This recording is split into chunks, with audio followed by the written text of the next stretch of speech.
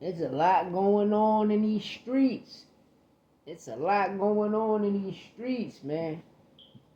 Big Turkey talking crazy, talking heavy. You know, Mike Coppinger and them got a beef with Ariel. You know, it's just it's a lot going on. You know, plus there's other speculations about this Tank rematch might not happen. Me personally, last time I checked and last time I got info, you know, people are trying to blackball PBC events. You feel me? But the fight is still happening. And then, you know, shout out to Robert Garcia for keeping it real, keeping it tall. You know, but Virgil Ortiz is already fighting Bowichuk. Part 2. It's in November. It's already been signed. Uh, but the crazy thing about it is Virgil ain't want the fight. Remember, he was coming back in August. Boots said, August, September, we can get it in. But if we can't get it in, then, bro, you the one ducking. Then I'll wait till November. Now you saying you not. Then all of a sudden, I choose to go the WBA route to go fight Tellez, you know, which the news is going to break. You feel me? The news about to break. It's not a tune-up fight. The news about to break. But you go back and fight your sparring partner, Bowichuk, part 2. Like, what best fights people are putting on. You understand me? And then on another episode of boxing, you feel me? For the last 2 days, it's been this pay-per-view situation. Turkey woke up and realized, like, I'm not a pay-per-view. Like, I ain't got no pay-per-view stars. Especially now that Canelo ain't choose to do pay-per-view with me. He chose to go the Netflix route. You feel me? And that's on Canelo behalf, PBC behalf. So, what can I do? You feel me? The only other pay-per-view person that's out there besides Canelo is Tank. We got David Benavidez, but we about to fuck his situation up. But the Canelo and Crawford fight, because that's gonna be the first real pay-per-view event. You feel me? I mean non-pay-per-view event for them. But with the Dazn situation, remember 5 years ago, Dazn gave Eddie Hearn $1 billion. Everything Turkey doing, Eddie Hearn already came and did from over there on that side across east. He came to America with $1 billion, got Canelo the 7-fight deal with 275 million, etc. And they went on to new heights. And, you know, Matchroom became Matchroom here in the States. During that time, I remember Al Heyman started running the game. PBC got that deal, but no, Floyd Mayweather landed a contract for 150 million 5-fight deal. PBC, and they still popping to this day, all pay-per-view shit. You know what I mean? But once Turkey realized in his last event, like, you know, the pay-per-views was good, but I'm not, like, I can't do pay-per-view. Because pay-per-view started last year. Everybody want to do pay-per-view on the streaming platform. That's what Dazn was about. It was already a streaming platform. Matchroom was already under Dazn, and all the Matchroom fights was being broadcasted. But you let these people tell it, y'all must have forgot. I gotta give you the Roy Jones voice. But now that, you know, he realized they can't sell pay-per-view, you dig? Like, pay-per-view always been fucked up, nigga. Like, nigga, you not from America. Since the 80s, the chip box days, Channel 81. Like, it was, pay-per-view was always stolen. Even the streaming, like, pay-per-view was always stolen, nigga. You just chose and made a bad move by trying to charge pay-per-view numbers and the pay-per-view on a streaming platform people already paid for, man. Y'all went from free to $1.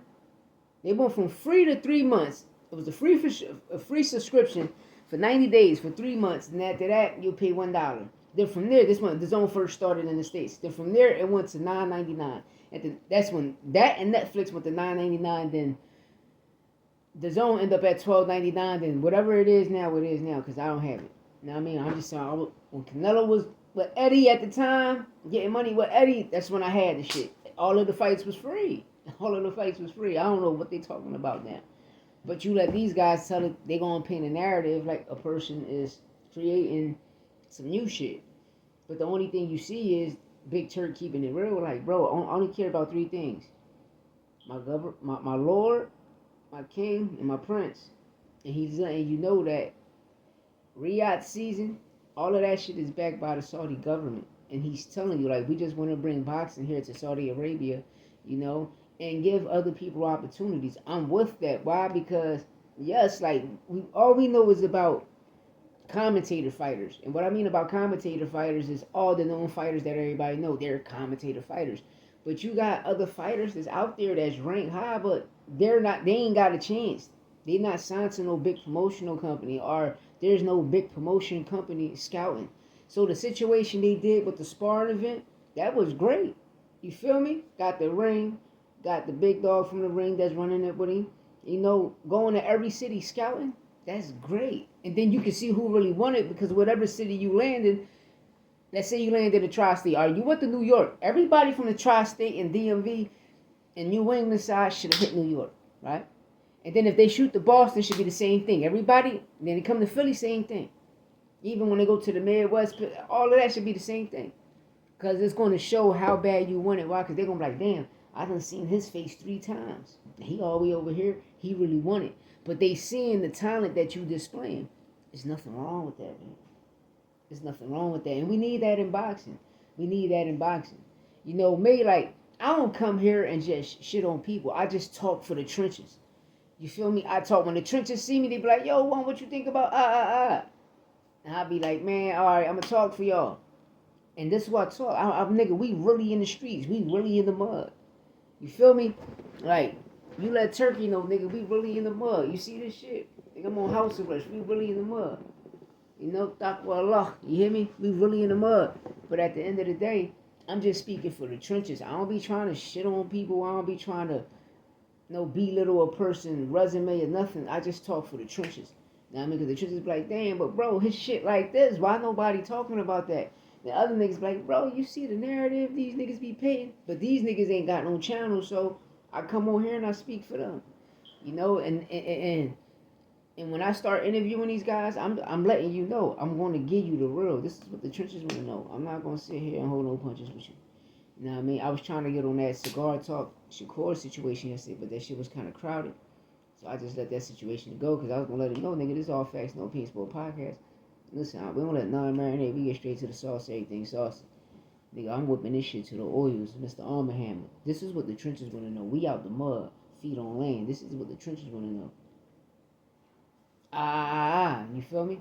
You know, when you got buckled, did it hurt? You know, my opinion, you feel me? Because it's my opinion. You could have had a better fight, and you could have knocked him out if you just would have just kept with the jab. Or you ain't had to move around. All you had to do was just stand there. It's catch and shoot. You know, there's a difference. But when you in the inside, you catching and shooting, you exchanging. It's all counters. So, you know, you looked at good. You had certain moments. You probably had a 4 or 5 punch combination 3 times in each round. So you probably landed 6 to 8 punches a round. Williams Zepeda hitting you. Now I mean, like, he hitting your arms. He hitting you everywhere. He keep catching you with that right. You let these people tell you they're going to tell you something different, man. But besides that, let me know what you think in the comments, and I'm out of here. Hit that subscribe button, dog.